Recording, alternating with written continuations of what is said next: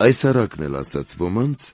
որոնք իրենք իրենցով պարծենում էին, թե արդար են և արհամարում էին ուրիշ շատերին։ Երկու մարդ տաճար ելան աղոթքի կանգնելու, մեկը փարիսեցի, մյուսը մաքսավոր։ Փարիսեցին կանգնած էր մեկուսի և ինքն իրեն այս աղոթքն էր ասում.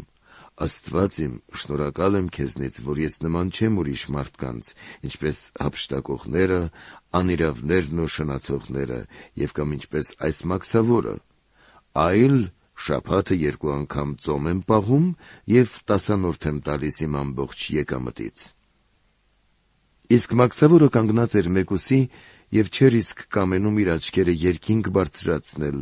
այլ ծեծում էր կուրծքը և ասում. «Աստված, ներիր ինձ մեղավորիս»։ Ասում եմ ձեզ, սա իջավ իր տունը արդարացած, ոչ թե մյուսը, որովհետև ով որ բարձրացնում է իր անձը, կխոնարհվի,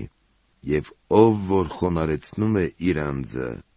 կբարձրացվի։